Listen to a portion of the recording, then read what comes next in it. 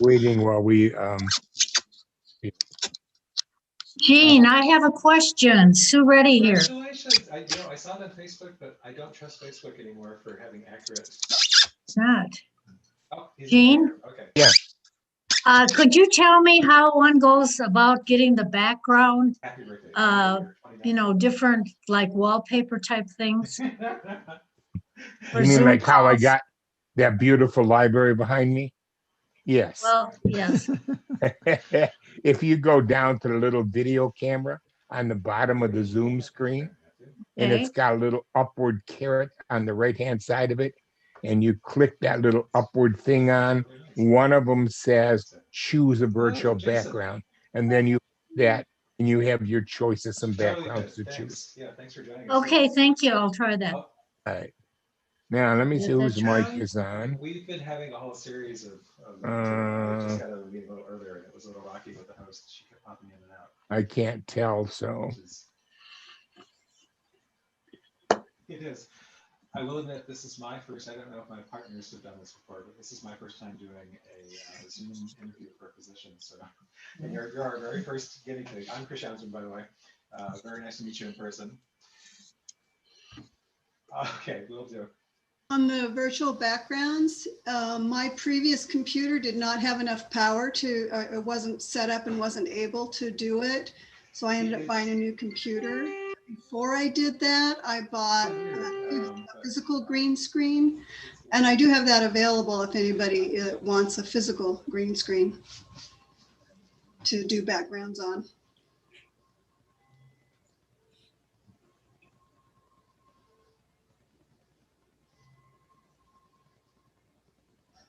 Can't hear you, Gene. I went over to Walmart.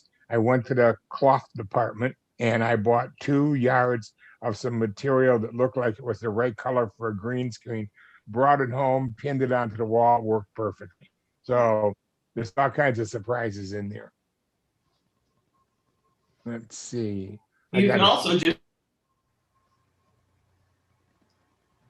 I've just chosen one of my own photos and used it as a background. You can do that also. Yep.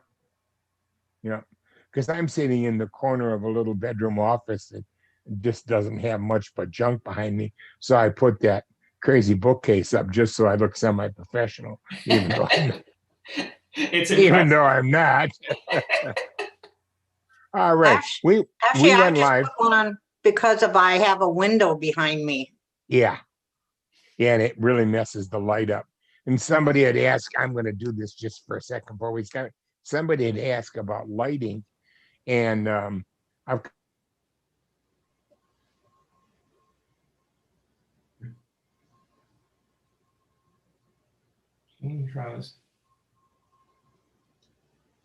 colors are beautiful. I set it up on the dresser, shine it onto my. You look good.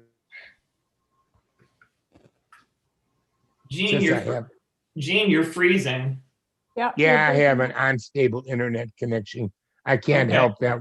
We have to blame it on Cox. Yep. I seriously, they've been having some problems the last couple of rainy days. I'm amazed we got on it all this morning. Well, I am going to get started, and we are going live to YouTube. So when we're all done, if anything got glitzy here on Zoom, it probably turned out okay on the YouTube one. It has in the past, so you can always go back and look. This is the second week in our 5 weeks of basic stuff, and we've thrown a couple of electives in, which I'll send you in an email on today's topic. Today we're going to talk about cameras, and that's always a really iffy situation. By that I mean people come into this beginning class and they say, why do I need to know anything about cameras? I just aim it and push the button, it takes a picture. Well, yeah, probably, maybe. That's my answer to that. Here's what's going on. All of us have this mindset from the old days when cameras were all mechanical. You had a piece of light sensitive plastic inside of it called film, and you had a little shutter that opened and closed that quote unquote took the picture. And maybe if you were lucky, you had a really fancy camera and it had an aperture that could let more light or less in, but it was all mechanical. That's not what you have in your hand now. Now you have this absolutely slick and sophisticated mini computer. And when you get ready to take a picture, it looks around the room to see how much light there is. It decides how big of opening it needs to make. It decides how sensitive the material that collects the light needs to be. It does a lot of things for you, and then it takes the picture. So lesson number one for everybody who's using any kind of camera, the camera needs a little bit of time to do all of that. So on most cameras, you hold the button that takes the picture down halfway, aim it at what you're going to take the picture, take a deep breath, and then continue pushing the button the rest of the way. When you took that deep breath, it gave the camera time to catch up on everything, and you'll probably get a decent picture. You'll get a very good picture. The camera club manufacturers have spent millions and millions of dollars projecting and making the automated computer program that decides what the lighting conditions are and what the camera needs to do. And they're pretty good about 90+% of the time. There's a 5 to 10% of the time in there when those automated programs don't work. And you'll find out because you won't get a decent picture. You say, what happened there? Well, and the program or automatic mode just didn't work. And before we start, I've got 2 videos we're going to see today from an Australian National Geographic photographer who is absolutely incredible in explaining this stuff. Whole lot better than I ever dreamed about doing. We're going to watch his 2 videos. He normally charges like $400 for this class of 10 videos, but you'll get some notes later today or tomorrow morning that'll give you the YouTube link and you can have the whole class for free. So you can go there and watch the whole 10 lessons. You're all locked inside with COVID. You're bored out of your minds. Go ahead, watch some lessons from Australia. Besides that, for all the ladies, the guy's kind of cute, but that's another story. I didn't even get a chuckle. I like this. Anyway, and in addition to that, we will just, discuss some of the things he mentions. We will send you out some other information on a couple of little follow-up classes you can do. One's offered by the club as an elective, and the other one comes from somewhere. I don't know. I get stuff everywhere. They're mostly YouTube. And I want to share that with you right now. YouTube's your friend. This is where everybody learns how to do everything. If you have a question about your camera and you've got a Canon Gefritz L75, whatever, and you can't figure out how to do something, go to YouTube. Put that camera in as a search and you'll be surprised. The odds are really good. There'll be some guy on there showing you how to use it. The problem is often English is a second language for the person. So you might have to find somebody else who you can understand. But basically, YouTube is really the repository of all information. Go there, get some stuff, learn some things. How much are you going to carry away of what we covered today? 25% of it. We're just going to overwhelm you. But that's okay. You'll go back to it again, and you'll hear people mention it. The third purpose of the class is to give you the right vocabulary. So when you go over and to the camera club, if it ever gets back open, and you get to talk to people, you'll be using the right terminology to get them to give you answers. So nobody, I can't hear you anyway, so it's terrible, but nobody was crying and gnashing their teeth because they said, well, I'm using an iPhone. How do I do this stuff? Or I'm using an Android phone. Can I do this stuff? And the answer is absolutely yes. You can do it all the same way. On your iPhone, you tap the screen instead of holding the button halfway down. Or on your Android phone, I point at what I want to do. I tap the screen once, and then I push the shutter button. So everything that we mentioned can be done on the phones. It's just the controls are in a little different place. Wow, I said enough to keep everybody busy. 6 minutes, that's just talking too much. I'm going to share the first video from Chris Bray with you where he talks about cameras instead of me talking about it. Or at least I'm going to try to. Hang on a second and we'll see what we can do. I'm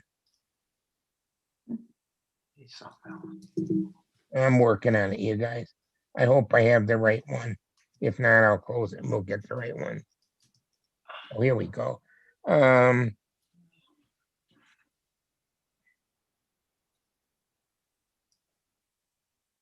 We messed something up. Hang on.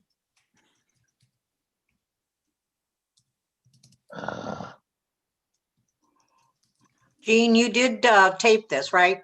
Yes, we're going on to YouTube right now. There we go. I just didn't share the sound with you, and it wouldn't be a very good video if you didn't get to hear it. So now we have the sound. Okay, so basic photography. In this lecture, we're just going to look at some very simple things like how the camera works and how to set it up ready to start taking photos. Now you've basically got three different types of cameras really. You've got compact cameras like these ones, and the beauty of them is obviously just that they're so compact. You can take them with you wherever you go and you can always get some kind of photo. Sure, it might not be quite as high quality or have quite the same amount of creative control as a big DSLR camera or something, but at least you can get a picture. And obviously the best camera is the one you have with you at the time. Sometimes when people buy their big DSLR camera, they start to dismiss the compact camera and sort of think, that's only for social photography, or you'd never take a professional photo and sell it from one of these or something. And that's just totally not true. You can take amazing photos with these kind of cameras, especially if they're waterproof, shockproof little jobs like this thing, where you can bring it out in situations where even if you had your big DSLR with you, you're not going to bring it out if it's pouring with rain or if it's really dusty or something. You know, at least these kind of cameras, you can always get a shot. Then you've got DSLR cameras like this one, bristling with all these buttons and dials to bring out that creative control to your fingertips. So you can set up the photo to come out the way you want. You can use interchangeable lenses, and in general, you just have a lot more control and you can get much higher quality photos. Then you've got sort of in between cameras, mirrorless, micro four thirds, bridge cameras. They still have all the same theory, you know, all the same aperture and shutter speed and all that kind of stuff, but they're just often smaller. Sometimes you can change lenses, sometimes you can't. They're just more convenient, more portable, and increasingly they're doing better and better jobs at taking incredibly high quality photos. Okay, so how do these things actually work? Well, just simply, the light comes in through the lens, obviously. That's where you're doing your zooming and your focusing and so on. But importantly, the light has to pass through a variable sized hole in the back of the lens, and that's called your aperture. And you can set that hole to be whatever size you want. You just tell the camera, hey, I want the hole to be this big, I want the hole to be this big. And the size that you set that hole at controls what's called your depth of field in the photo. Now, depth of field is just the amount of stuff that's nice and sharp and in focus in your shot, in front of and behind the point that you focused on. So you can see this is a very small or shallow depth of field. You know, we've focused the camera here, but very quickly the background becomes blurry and anything in the front becomes blurry. Whereas if you used a different sized aperture hole, maybe you'd end up with a big depth of field or a deep depth of field. And you can see here that much closer is still in focus and much further away is still sharp. And you can see the effect that has on your photos. For a photo of a person, obviously the one with the nice soft background looks a whole lot more professional because the model stands out against that soft blurry background, looks more 3D. Whereas on the other photo, where there's a larger depth of field, you kind of lose your subject against the background. It kind of feels very flat and two-dimensional. You can't really see where the hair finishes and the sticks in the background begin. It's all very kind of flat. But that's actually what you'd want, a big depth of field for a landscape photo, if you think about it. Because for a landscape shot, you want your close-up rocks and flowers to be nice and sharp, but also the distant mountains and clouds, and because everything is interesting in a landscape scene. Now, obviously, if you leave your camera in auto mode, your camera has no idea what kind of photo are you trying to take. It'll just pick a value somewhere in the middle and it won't give you a very good job at either situation. So you can see how much creative control you're going to have just by playing with your aperture, and it's really not that difficult at all. When you actually take the photo, the mirror kicks up out of the way. There's still a shutter in the way though. The shutter will then open and close for a very precise amount of time to collect all that light for your image. And then the mirror will fall back down and you'll be able to see through the camera again. But the amount of time that that shutter stays open for, that's called your shutter speed, and that affects how things that are moving end up looking in your photo. Obviously, if that shutter has only been open for a very brief amount of time, nothing's had a chance to move anywhere while the photo is being captured, so you end up being able to freeze even quite fast movement. But if the shutter is open for a long time, then anything that moves while that photo is being captured ends up being smeared through your image, and you kind of end up with movement blur, which can look really nice in a lot of situations. Not only waterfalls and classic shots like that, but anything that's moving can just add a bit of life if you let the shutter drag a little bit. Let's say you're photographing someone hitting a big drum. In auto mode, you probably end up with a pretty fast photo, and the guy's hand's just going to be frozen there, and you can't really tell, is he hitting the drum, or is he just standing there, or what? But if you allowed your shutter speed to be just long enough that the guy's hand could move from here to here while you were taking the picture, you'd end up with this streaky, blurry hand moving towards the drum that might just add a whole lot of life. So there's a lot of situations where having a longer or a shorter shutter speed can really change the effect in your picture. Okay, starting at the real basics, hopefully at least you know how to turn your camera on. Zooming in and out, obviously you just twist the barrel of the lens and you see the image get more zoomed in and more zoomed out. Worth double checking if you've got an autofocus, manual focus switch on the side of your lens. Good idea to make sure that's set to autofocus. If you've got a stabilizer, may as well turn that on. Different brands call it different things. Could be optically stabilized, OS, VR, IS, all these different things. If you've got any switch on your lens for now, you may as well turn it on. Now I'm sure you're all aware, all shutter buttons work the same way in that they're a two-stage button. You know, you can push them halfway down and they come to a natural stop, and that's when the camera is trying to find something to focus on. Zzz, beep, hopefully it does, but it won't actually take the picture until you press the button all the way down. So it's supposed to be that two-stage step. Don't just plunge it all the way and then wonder why it didn't get the photo. You know, half until it finds it, beep, and then press the button carefully. Now when you're given a camera for the first time, I think the first thing we're always told is hold the camera really steady. And most people just think, yeah, I know all that kind of stuff. But actually, you'd be surprised. I took a photo of the word shake when I was designing these lecture slides, and it was late at night. It was a classic long, slow exposure, gonna have a lot of camera shake in there.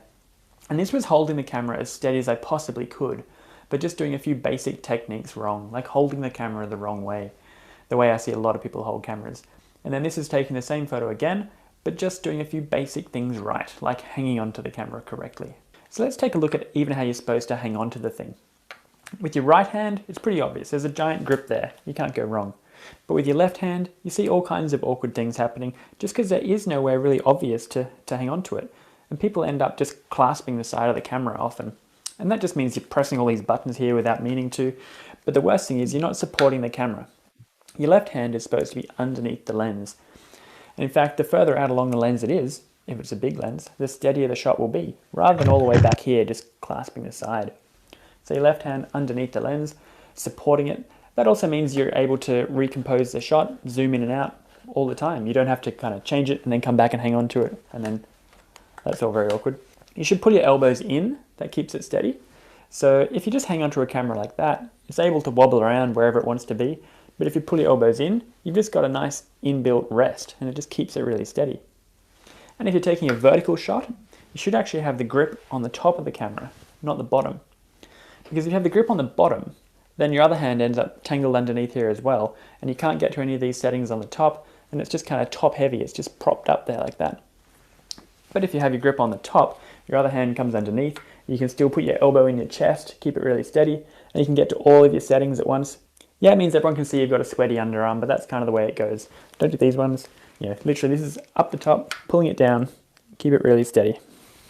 And probably the most important tip is don't press the button too hard because it just shakes the camera at that critical moment when it's trying to take a picture.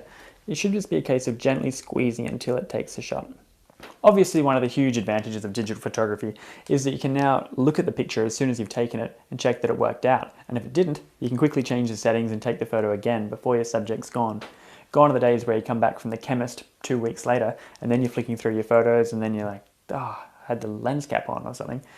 But sometimes you need to remind yourself to do that check. You know when you take a picture and it comes up for 2 seconds on the back? That's because you're supposed to look at it. It's worth your time just having a quick glance, seeing if it seems about the right brightness, maybe zooming in digitally on the little magnifying glass, plus minus, zoom in on the picture you've taken, go right in and check that the detail is still nice and sharp. If not, quick, change your settings and take it again while you still can. So having taught this course a couple of times, there's a few things we've learnt that it's a good idea to try and catch early on. This might not be a problem for you, you might already have it set up, but still worth checking. So when you pick up your camera, make sure that it's on P mode to start with, on your big mode dial, P for program. We'll just sort of use that as a stepping stone from here. It opens up some more options for us, but then we'll move on to using things like aperture mode and shutter speed mode. But for now, you've got to at least get off auto and go to P mode. You want to make sure you've got the right quality setting on your camera as well. Not much good taking low resolution or heavily compressed pictures. So go into your menu, find your quality, make sure you're on large, fine quality JPEG or a RAW file if you're interested in doing that. Now the autofocus in your camera can actually work in one of two different ways. It can either just do a single focus, so AFS or one shot, and that's when it focuses, beep, finds something, and as long as you keep your finger half pressed, if you move the camera around after that, it doesn't shift the focus, so it only focuses once. Or you can change your camera focusing mode to AI Servo, which other brands call AFC for continuous. And that's a tracking focus. So as long as you hold your finger down halfway on that shutter button, it's constantly updating the focus wherever you point the camera. Most of the time you want to be on one shot, AFS, the single focus. So you can carefully focus on something and then maybe recompose your shot a little bit before you press the button all the way down to get the shot. You've probably also noticed that a lot of cameras these days have a lot of autofocus points on them. These are all the different points that when you try and focus, these are all independently trying to find something, anything to focus on. And by default, all of these points are turned on. So they're all active, which means you have absolutely no control over where the camera is going to focus. It'll just find the first thing that's brightest or has the most contrast, and often it's not what you're interested in. Now in auto mode, all of those points are turned on and you can't do anything about that. That's one of the big problems of auto mode. You can't even tell it where to focus.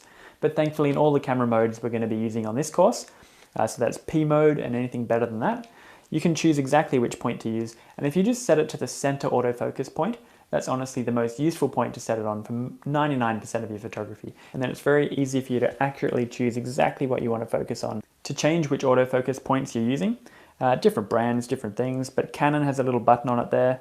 You press that and then you can choose between your different points. Nikon, in through the menu, autofocus area mode, and you can just go to single point. You can move that wherever you want. Also, if you've ever noticed as you're looking through your viewfinder, if everything just always looks a bit blurry, even the numbers and things down the bottom inside there, that's not your eyes or anything. You've just got to change this little diopter adjustment. It's like setting the right pair of glasses for you. If you bump this little diopter adjustment off, everything always looks a bit blurry. But not a bad idea to go outside and wake the camera up, press the button a little bit so there's some numbers and things displaying in there, deliberately squiggle that thing way out of whack and it will all go blurry, and then just move it back and forth until it just becomes the easiest to see. And you might find that suddenly it's just so much more natural to look through. You don't need to force your eyes to focus on stuff anymore. So in summary, if you're about to start shooting, pick up your camera, check you're in program mode or something better, autofocus on, stabilizing on, check you're on the right quality, high quality JPEG, your focus system, maybe have one shot rather than the tracking, and then change yourself to the center autofocus point. That's a good place to start. Okay, now that you're all set up, ready to go, the next lecture is on composition. But before we go, I just wanted to leave you with this really tacky.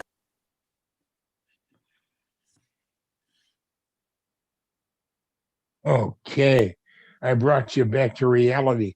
The basic idea of that was just to give you an overview of how your camera works, or a camera works, because I could hear somebody in the background thinking, and they were thinking, yeah, but I'm using my phone. Does it do any of that stuff? Yes, it works exactly the same way. It's not a DSLR, so it doesn't have a mirror in it, but it is a top quality point and shoot camera. And therefore it does everything that a really good point and shoot camera does. In fact, in some cases, it may even do it better. Now he mentioned doing some settings on there. You can go back and watch this on YouTube, take a look at it, and even take some notes if you have to, and double check your camera. If you're using a phone, the settings are pretty much done for you when you start. It's always on the best quality mode, and the focusing is, I'm not sure, about 90% of them focus center in the center automatically, so it shouldn't be too much of a problem. There was one thing he did mention, set it to the highest quality, and somewhere buried in that camera is a menu that says, high quality, not so high quality, blah, blah, blah, is the general rule. You want whatever, you want to find it if you can, get whatever the highest quality is. I'd invite you over to the club to have somebody show you if you get stuck. But right now, we can't do that. But hopefully, if you can't figure it out, keep doing what you're doing and we'll go from there. There's one other thing, too, that we need to talk about, and that's the procedure of how most of these digital photographers work. My photo gurus is one of our students called them. People that do a lot of photography, um, there's a 3-step process. They take a picture, they go through all the pictures they took and keep the best ones, and they do something called post production. The photo goes from a computer file to a photo editor where it's enhanced some more, and then finally to the finished product. And in order for that process to work smoothly and to the greatest efficiency, a lot of photographers shoot in 2 different formats. Let me explain them. He talked about using a JPEG file, JPG. That means the extension or the last name of the photo file ends in JPG. It is a compressed file, and to get where it's at, the camera automatically did some post-production on it, and the photographer had no control over it. The camera decided what looked good and made the picture. If you didn't let it make a JPEG picture and you just kept all the little pixels in a file, it would be called a RAW file. And its last name would actually be RAW, period, RAW. It doesn't mean you run around taking the pictures naked, because I've seen that a bunch of times. I shoot in RAW. Say, okay. But seriously, a lot of photographers shoot in both formats simultaneously, and then they can go back and they can look at the JPEG files and they can take RAW files and put them in a photo editor. Guess what? For those of you who are just getting started, you probably aren't going to do a lot of editing yet. You will eventually. Just keep playing with this. Right now, you're not going to. But I want to tell you, when that flying saucer lands in your neighbor's backyard and those little blue men get out, you'll want to have that shot both in JPEG and RAW, so that somewhere down in the future, you'll be able to edit those pictures to make the cover of National Geographic. So, my suggestion out the gate is, if you have a DSLR or a point and shoot that allows you to, do them both. Shoot JPEG and RAW. My Moto phone allows me to shoot both JPEG and RAW, and they're in a RAW format. It's very edible. And Linda can shake her head, the DNG format, and that's what the phone shoots in. So it really works out pretty good for us in terms of pictures. Now, again, let me show you one more video, and then we'll come back to you and we will talk a little bit. We can take some questions and do all kinds of things. But I just want to share a little tiny bit more information with you. So hang on.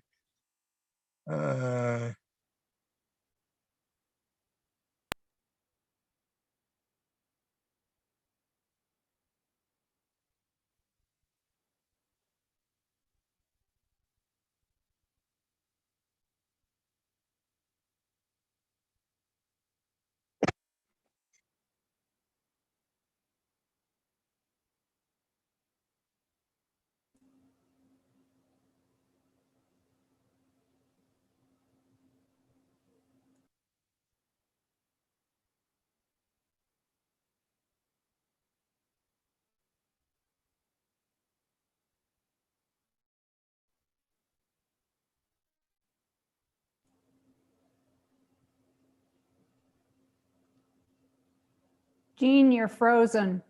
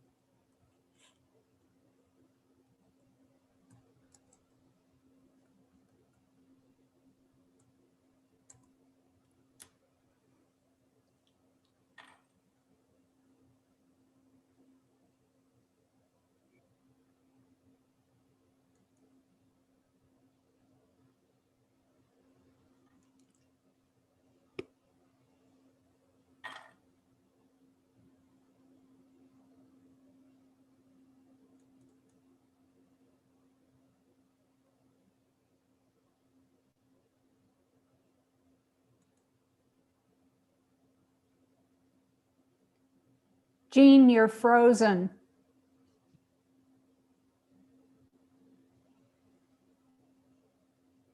Pupil. The thing is, when you're looking at a scene, the pupil changes depending we on know where you're on, looking Linda? so that everything looks correct for you. So when Yes, you look up we here can in see right it from part the of the scene, beginning. your pupil would shut right down Yeah, and I've cut out started all that again. light. So that would be correctly exposed. But then when you look down in the shadows, I'm gonna start this over again because we had some problem with Yes. the share, and I will get it going. Hang on. exposure. In this section, we're going to look at what makes your photos come out a bit, control that, a bit of a look at histogram graphs as well, and just a reminder of the course notes booklet that you can buy online. And also there's little plastic summary cards. There's a little exposure section there, just shows you how to change that brightness as well. Yeah, But we firstly, working? what actually Not is seeing it. exposure? Exposure is Okay. light falling onto your image sensor. You're And you can hearing think of it, it as but the not entire seeing time the All right, I'm gonna stop it. Hang on.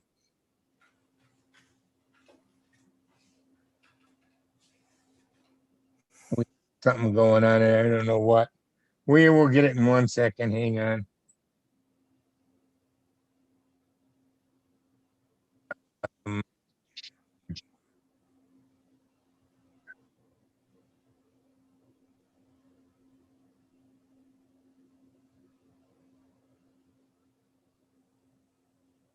All right, God. We might have to give up on this, but I don't want to. So I'm gonna try one more time and we'll see what happens.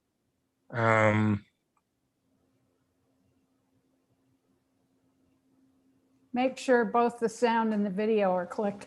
All right. We might get something right, you mean? You know that. Oh, you know that. No, there's some other problem with this, but I will just in a moment figure it out. Okay. God, here we go again. One more try. And we are both turned on.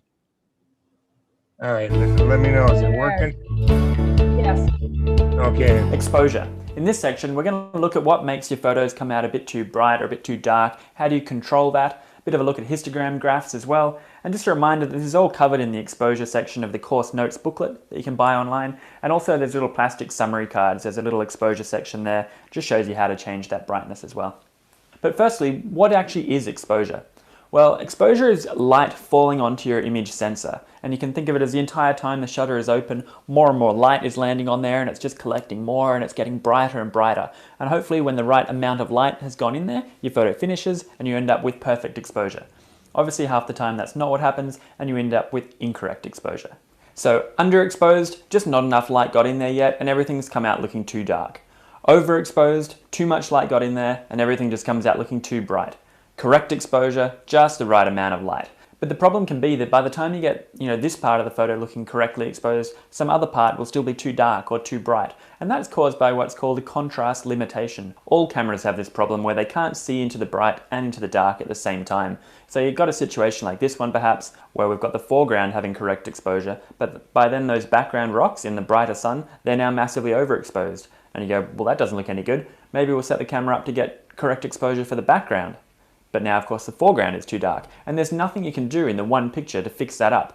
You could deliberately take both and merge them together using HDR, high dynamic range, or something like that.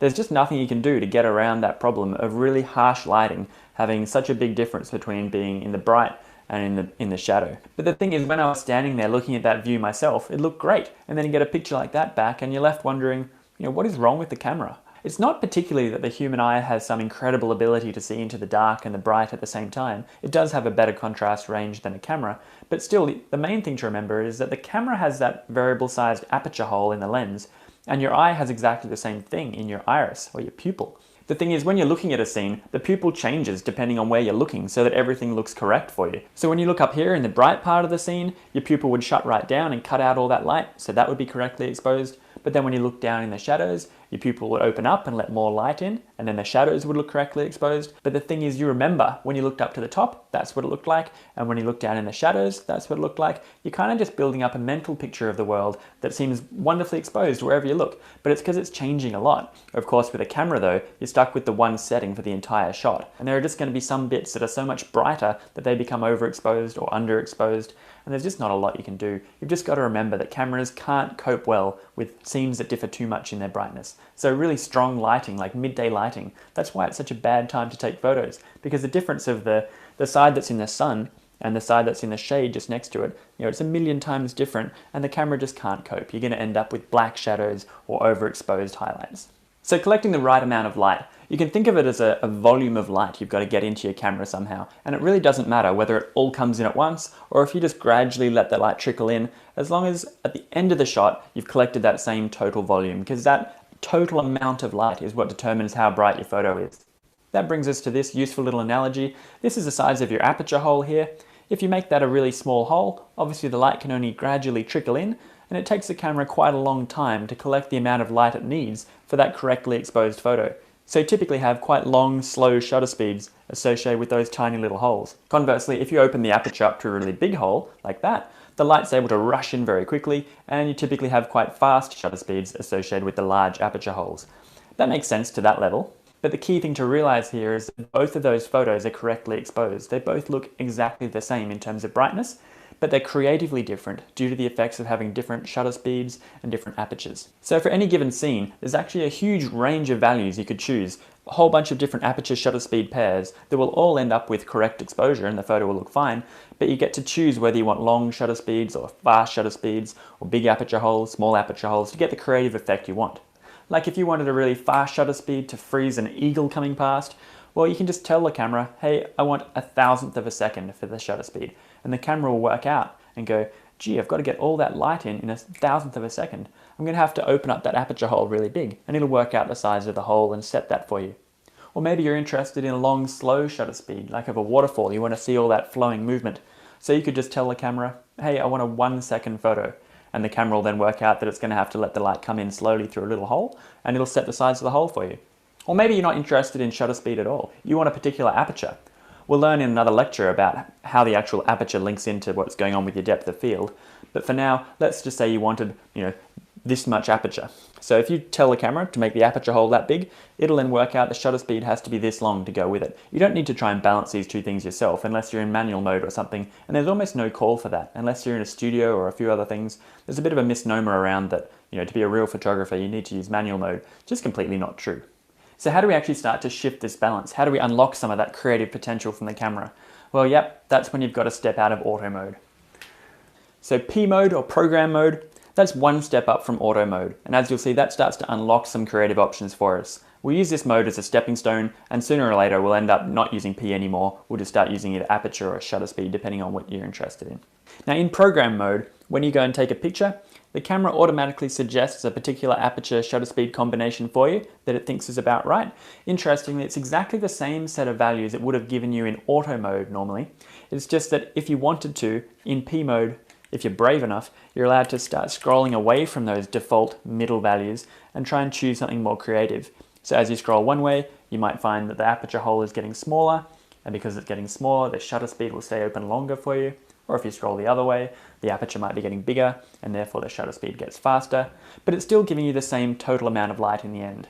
So this is typically how it works. You touch your shutter button, the camera wakes up, suggests those middle default sort of values for you. That's the shutter speed, 125th of a second.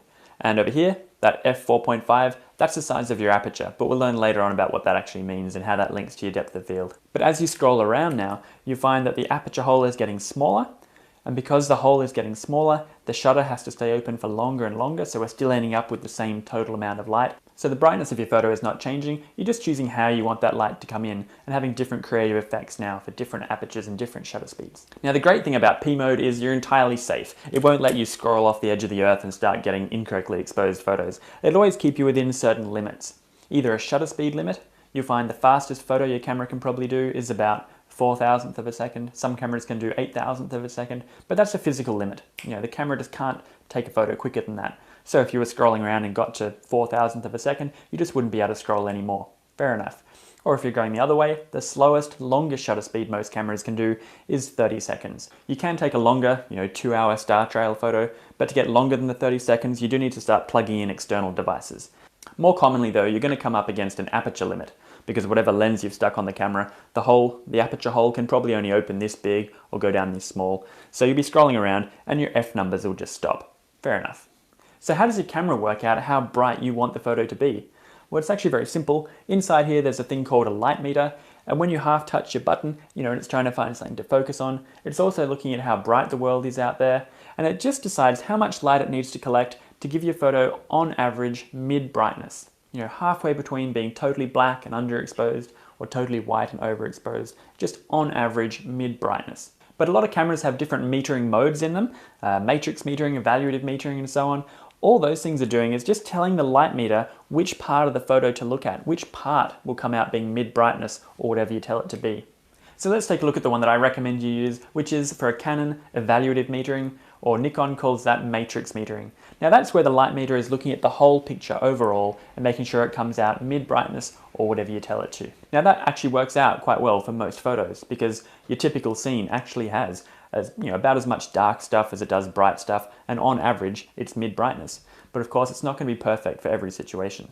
Take a look at these examples. So here we have a bird in the tree that's correctly exposed, but it is actually quite bright, isn't it? There's a lot of bright sky back there. So what tends to happen in these situations is that your camera looks at the scene and goes, well, I'm going to collect enough light to be mid brightness overall, and your photo ends up looking a little bit like this, quite dark and drab compared to what you actually wanted. That's because it's giving you a mid brightness photo, but actually what you wanted, the real world, was quite a bright scene. So you need to find a way to tell your camera to make that photo brighter. Another classic problem is when your photo is backlit like this one. There's so much bright light in the background that the camera just goes, well, I'm going to collect enough to make it a mid-brightness photo for you, and you end up with a shot a bit like that. Your subject just looks like a silhouette. We've all done this before, when you accidentally catch a window in the background of your photo and your subject is just a dark shape like that. If you think about it, that photo is still mid-brightness overall. Half the photo is black and the other half's white. But the thing we're interested in, our subject, is way too dark. So again, we need to find a way to control this exposure brightness. Quick little detour onto a compact camera. You might have noticed these things just have so many different scene modes these days. There's like pet mode, underwater mode, snowman mode. And I never used to really use those modes because I didn't really understand what they did. But I've since learnt that a huge amount of programming have gone into those different modes, and it is totally worth scrolling to the different setting if you're taking photos of fireworks. Go to fireworks mode. Or, snowman mode. What snowman mode is doing is just saying, hey, I'm in the snow. I expect a lot of bright white stuff around. Collect more light than you were going to. Give me a nice bright white photo, not a dull grey snow. But back on a real camera, maybe you're supposed to use different metering modes. Now, different brands, of course, and different cameras offer different things, but basically you've got quite a few options there normally. But we'll go through them all so you know what they are and why they all exist. But I'll prove to you that you honestly don't need these other three. You can survive quite happily on evaluative or matrix metering and still getting the complete creative control out of your camera. So let's take a look at partial metering. That's where the light meter just looks at the middle region of the photo and makes sure that comes out mid brightness, and it doesn't look at the outside stuff. So in a situation like this, that would kind of work because it doesn't get blinded by all this extra bright stuff on the outside. What about spot metering? Now, spot metering is lethal. It's one tiny little point. That's all the light meter's allowed to look at, and it bases the whole image off making sure that little point comes out exactly mid-brightness. So that's great if you're pointing at something that's supposed to be mid-brightness. So for a photo like this one, maybe that would actually come out all right because that dot is supposed to be mid-brightness. But what if you missed and you pointed over here instead? The camera will make sure that that part comes out exactly mid-brightness, which just looks terrible. Or if you pointed over here, something that's supposed to be quite dark, then the camera is going to make sure that dark thing comes out being mid-brightness, and you end up with a massively overexposed shot. Most of the time you're just left wondering going, why do they give you such a crazy over-the-top setting that ends in disaster most of the time? Well, it does have a use, but it's designed for in a studio setup, where just before you take a picture of a model or a packet of cornflakes, whatever you're photographing, you'd quickly hold up what's called a grey card in front of your subject, a bit of cardboard or perspex that is exactly mid-brightness, and you'd spot meter off that and go beep, make sure this comes out exactly mid-brightness because it is mid-brightness. Beep, take it away, take the shot, and lo and behold, you end up with perfect exposure every time. Now that's great if you've got a grey card in a studio, but out in the real world, it's just impractical. Some people will usually say about now that they find that if they're photographing, a bird in a tree and it normally comes out being silhouetted, if they change to spot metering and then try it, then it might come out better. Yeah, it probably will come out better, but the problem is it still won't be right. What happens if now it's too bright or it's too dark? Are you supposed to then change to center weighted averaging metering? No.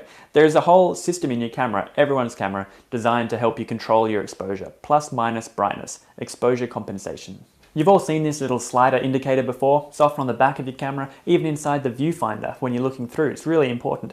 If you leave it in the middle on 0, that's when your camera is going to collect enough light for your photo to be mid brightness on average. But if you move it down, -1, -2, it's going to collect less light. Your photo will come out darker. Or if you go +1, +2, then your photo comes out a predictable amount brighter than mid brightness. Obviously how you change it depends on what camera you have, but most of the time you'll find your camera has a little plus/minus brightness button on it, just like that.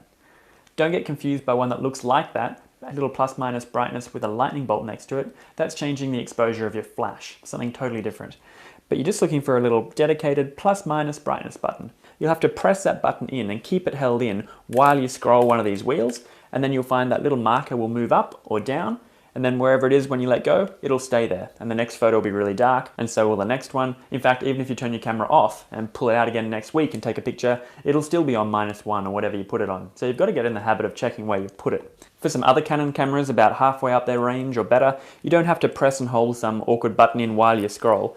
On these ones, there's a whole wheel dedicated to it right next to your thumb. And anytime you bump that wheel, the photo becomes brighter, darker. It shows you how often you're supposed to be doing this exposure compensation. There's a whole wheel there right next to your thumb. So generally, you take a picture, you look at it on the back of the screen and you say, oh, I think it's a little bit too dark. So then you need to brighten it up. So you'd go hold the little plus/minus exposure compensation in, +1, +2, take the photo again, and then hopefully it comes back looking better. I know that sounds like a little bit of trial and error, but you'll get a whole lot better at judging it, and you won't need to take the incorrect photo first. You'll be able to say, oh, I'm in the snow, it's quite bright, I already need to have it on about +1 2/3 or +2 or whatever it is. So it's really important to be able to control the brightness of your image, not only because the camera gets it wrong sometimes and you need to be able to correct it, but also because it now opens up creative options for you to deliberately make a scene much darker, maybe for a good silhouette, and rich up the colors in the sunset or something. Or to really overexpose a photo deliberately and end up with this really bright washed out effect. But a lot of the time, of course, you actually want to get perfect exposure. And if you want to be really sure, looking at the photo on the back of the camera, it's really hard to tell which one is correctly exposed. Is it this one? Maybe it's that one? Who knows? And to make it worse, you can change the brightness of your LCD screen on the camera. If you put your screen brightness on +10, all of your photos are going to start to look really overexposed. They're not. Your screen brightness is just too high. Also, when there's sun shining around and everything's reflecting and glary off there and you can't even see what's on the screen anyway, there's plenty of times where you just can't trust what's on that back screen. So these are the situations when histogram graphs can come in handy. Now you've probably seen these little graphs from time to time. They just pop up and people are like, what is that and how do I get rid of it? But it's actually very simple to understand and really very useful. And it's the only graph we show you in the entire course, so bear with me. A histogram graph just tells you how much of different brightnesses you have in your picture overall. A spike on the left-hand side of the graph doesn't have anything to do with the left-hand side of your picture or anything like that. It's an overall brightness scale. So going across the bottom, that's your brightness. Going further to the right is getting brighter, and coming back this way to the left is getting darker. So pure black is at this end on the left, and pure white is at the far right-hand end. And the height of the graph at any point is just the amount of that particular brightness you have in your image overall.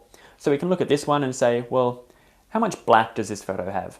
And you look at it and go, black is at that left-hand end. Oh yeah, there's a fair bit of black there. And then there's nothing really until we get to the mid-brightnesses. There's a huge amount of mid-brightness stuff. In fact, slightly darker than mid-brightness, that big spike. And then there's nothing until we get to the bright stuff. There's a fair bit of bright stuff there. And then there is a tiny little bit of pure white there as well. Now looking at the picture that came from, that makes sense. You can see we've got some black there. We've got a huge amount of slightly darker than mid-brightness stuff, and we've got some bright stuff, and we do have that little bit of white in the highlights just there. So why this graph is useful is at a glance, you can see the true brightness of your image, irrespective of what you might have your screen brightness set to, or if there's sunshine around, you can't tell. You can just look at a graph like this one and say, well look, all the information is shoved down the dark end of that graph. Unless you wanted a very dark photo, that's probably underexposed. You need to brighten it up and take it again. What about this graph? You can see here, there's a huge amount of white, lots and lots of white and lots of bright stuff. And then the graph kind of peters off. You've got no mid-brightness stuff, no blacks, no dark stuff. So that is a very bright photo.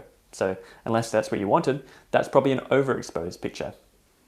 What you're after with your typical histogram graph is just a good spread. You know, they say most photos should have a little bit of black in the darkest part, and the brightest part of the photo in the highlights are probably just supposed to be white. So it's okay if it kind of gets to the two ends of the graph, but most of the data in the graph you want between the two ends. You can think of it as a goalpost, if you like. You want all the photos safely between the two ends, not so dark that it's still black, or not so bright that you've just blown it out and it's just become white. Don't worry about spikes. People often freak out about that. All a spike is saying is that you've got a lot of that particular brightness in the picture. In this example, there's a fairly big spike there towards the bright end. That's just the water in the background. It's quite bright and there's a lot of it. So you get a bit of a spike building up in that part. So what do you think the histogram graph would look like if you took a full frame photo of just a zebra skin? So black and white. Obviously the graph's going to look a little bit like this one, where you've got a whole lot of black and then kind of some shades near black, but then nothing until you get to the bright stuff. Some bright stuff and a lot of white. Now you can't just look at a histogram graph on its own and say, oh, that photo's underexposed or overexposed, because it depends on the image. Maybe it's supposed to be a very bright white subject. But generally speaking, you just want your histogram graph safely between those two ends. So to look at your histogram graph, you've normally got to be in review mode, playback mode, looking at a picture you've taken, and then you either hit info or display a couple of times, or for a Nikon, it's up or down, and it just cycles through different pages of information, and one of them will finally bring up your histogram. Don't worry about the one with all the different colors, you're just looking at that white one. That's the overall brightness graph. Okay, so now is probably a good time to go outside and do our first prac session. So pick up your camera, make sure you're in P mode, and then just go and find something to take a photo of. Doesn't really matter what it is. Take a picture. Initially, it should come out being mid brightness on average, and then work out on your camera where that little plus minus brightness button is. Press and hold it in and scroll. Do something quite dramatic like +1 or +2. Take the same picture again, and you should definitely see the picture then looks a whole lot brighter. And do a darker one as well, you know, -2, -3. Check out that. Maybe bring up your histogram graph as well and watch all that information shoved down the dark end or move up to the bright end and try and get it at just about right, safely between the two. If you think that's all too easy and you've done all that before, a good extension can be to try and take a photo of something that's mostly white, like a white paper or something. If you take a photo of that, initially it's going to come out being a mid-gray sheet of paper, mid-brightness, and you'll be able to look at it on the back and just say, it's too dark, I'll go +1, take it again, and then it comes back looking brighter, and you might think that's okay. But actually, if you checked your histogram graph, you'd probably find the first photo, the mid-brightness, that spike, the histogram will just be basically one big spike in the middle, lots of grey, and you'd say, okay, so you go +1, take it again. That spike will move towards the white end, but it won't be anywhere near it. So you'd have to go, +2, take it again, and the spike would move even further. And you'd probably surprise yourself how far you actually need to scroll to bring that spike near the white end, which it's supposed to be if what you're photographing is white. So give that a try. When you come back from that prac, it's time to move on to the next lecture, which is all about aperture and how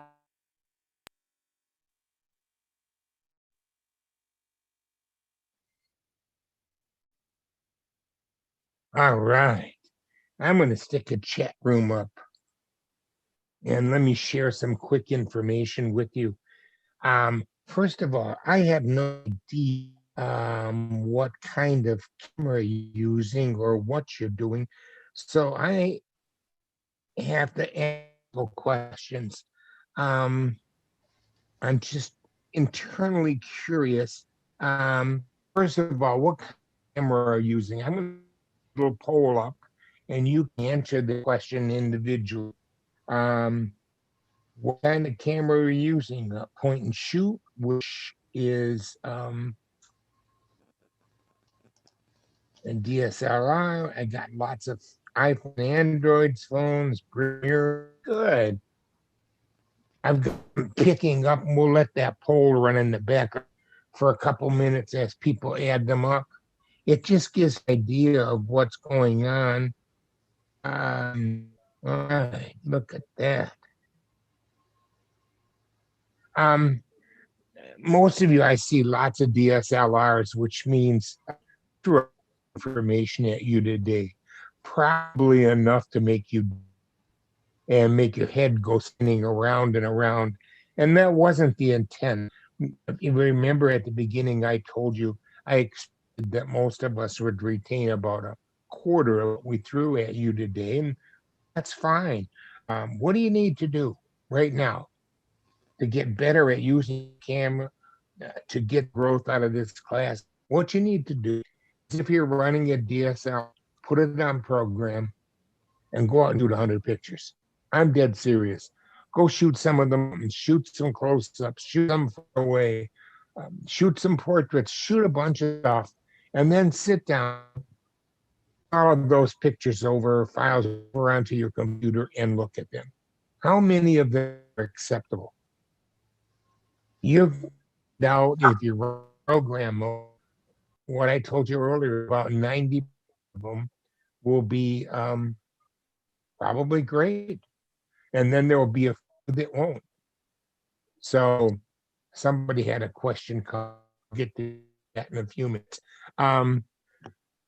You find out most of them work. I use program a lot for one reason. I don't think about it. I think about anything. I want to aim that camera and shoot. If I'm in the ballpark, he showed histogram pictures. If I'm in the ballpark, the odds are really good, and with any picture that I shot, being a photo editor when I'm done. So that's something for the future. Some pictures. Now I saw, and let me look again. I'll end that poll. We have most of our people have DSLR bridges and phones. So the phone, that becomes a whole different game. Does some of the same things that it did before, it just, I'm going to show the results from that quick poll there. So the DSLR was popular, but the iPhone right on second place. You generally shoot, look at your pictures. The difficulty with the phone is, number one, it's difficult to see outside sunlight. So many taking a guess in terms of pictures. Used to, how do I say? I used to poo-poo my phone. I'd say, well, it's just taken on the phone. And then recently, this last summer, I started doing some serious work on the phone, and I was surprised just how good it turned out. And all the control that he mentioned, generally speaking, the phone is always running in the program mode. In general terms, it's always in the P mode, and you can control any of the things on there. Usually you can control ISO and shutter speed. A lot of the Android phones don't give you the opportunity to control the aperture. So you've got something going on. How are you going to learn all this? Experiment. Go out and take a bunch of pictures. What happens to get done? Well, we'll bring you into some special interest groups. We need to start one of them back up. I just have to find somebody to moderate it, where you bring them in, and everybody in the special interest group makes comments on your pictures. And I think that's be one of the best ways where you can improve your photographic taking ability. Hopefully, by the time this course is done in about 6 weeks or 7 weeks from now, we'll be able to put that special pictures in. If I can get a couple sessions between then and now, I'm set up, but they'll just be for people that are in this class, so you can see what it looks like. All right, let me take a look at some chat. Guys, I want to apologize.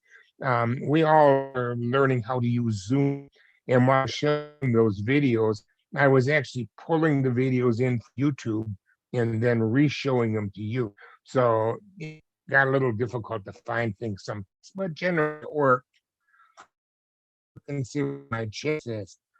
I read an interesting article comparing phones and cameras. Is the phone as good as the camera? Assume both take a 24 mm picture. Is it as good? Well, let's see.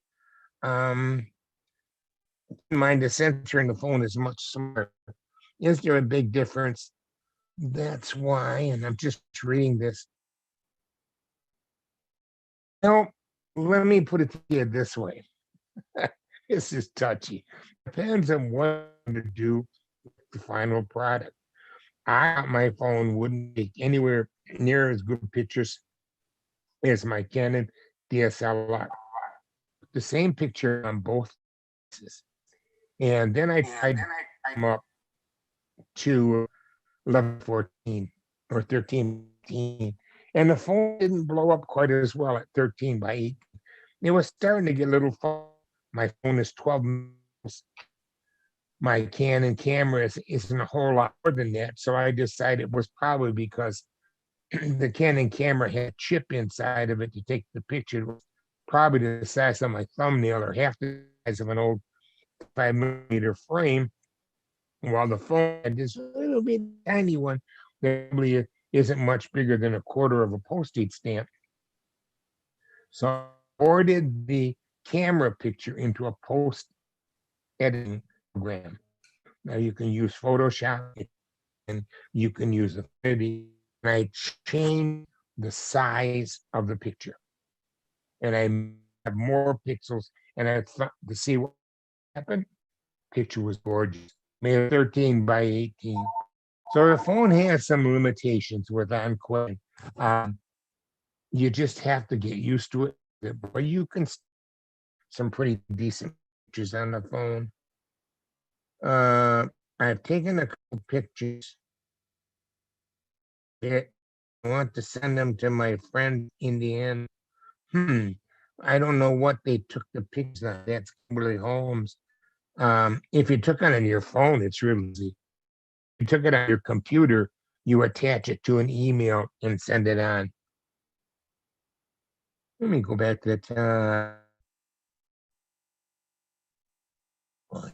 We're working way down the line here. Check this area. We turn off our video. There were people frozen. Gene, we can't hear you. Yeah, that. Oh, here's this is from Jane Winklewood. It's snowing. I looked out my window. Oh my God, I could go to Michigan for this. Oh, I'm gonna cry. Well, go and take all I can.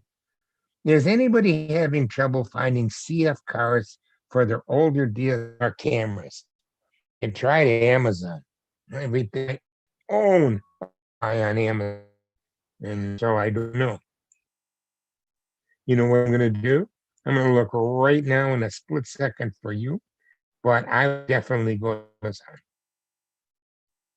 That's my best guess. Those are those big fat cards. And I would go and then look for them. God, everybody's telling me it's snowing.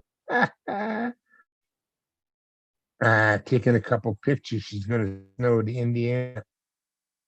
Yeah, Linda says 99% of the time she'll be using the camera. I have two cameras that I love them both. I have a Canon DSLR that I use quite often, and I have a Lumix.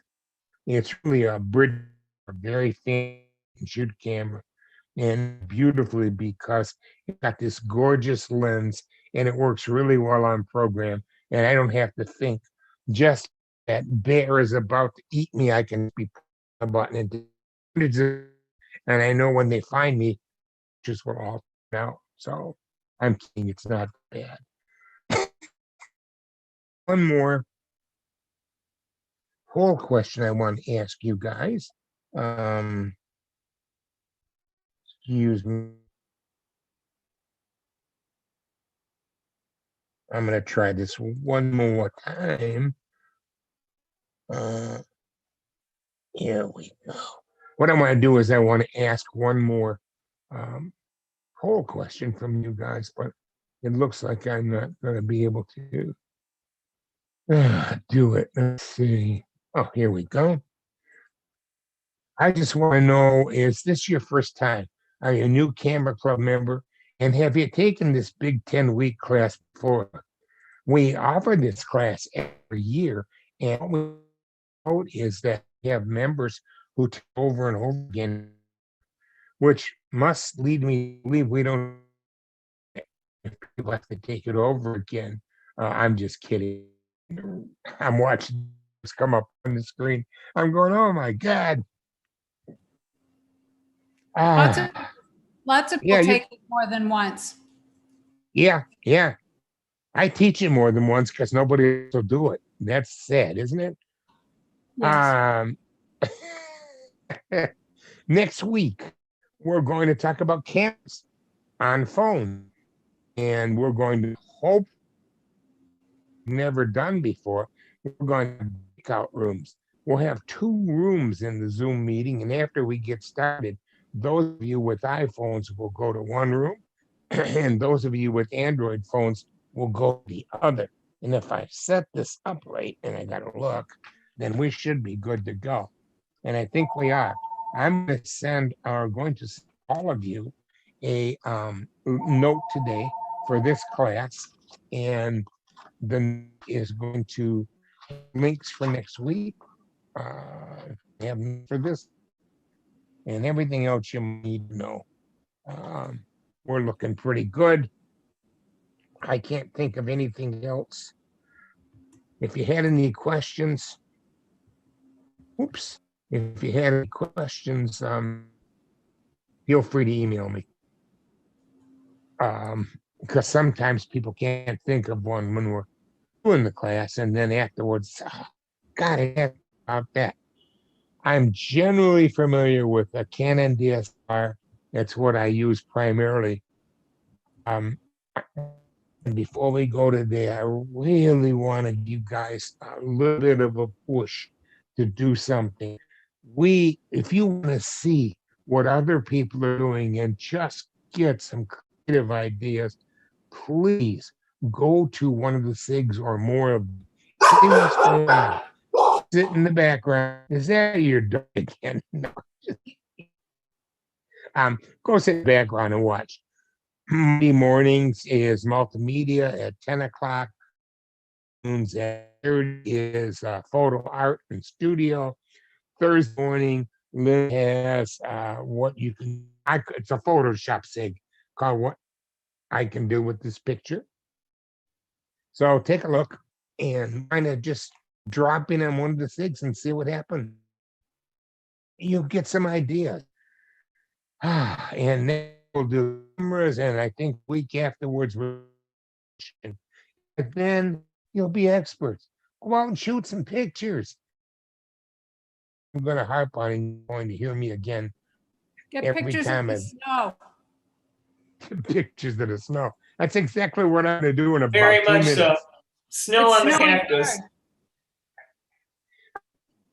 hard. Along, I have a wall here, and these cement quail, and it's the first time I've ever seen them. I'm going out to take some pictures of that in about 2 minutes. Have fun. Come and join some SIGs. And we're going to have a project.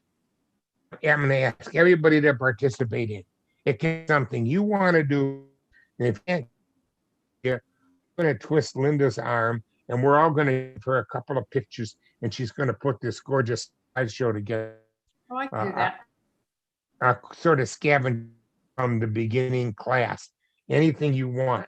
I think that might be a good project. So go get snow pictures, stick all this stuff away, and you might have them that can go in the scavenger hunt. I'm going to let you go, and we'll see you all next week. And you want to say goodbye, you can your mic away. Go from Great there. job, Gene. Thanks, Island Gene. of Water. I have to do again. We've never done this on Zoom before, so it's a little different next to it all. But we're making our best out of it and hope it should work. Great Yeah. job. Great job. Thank you. Thanks, Jane. All right. You Thanks, guys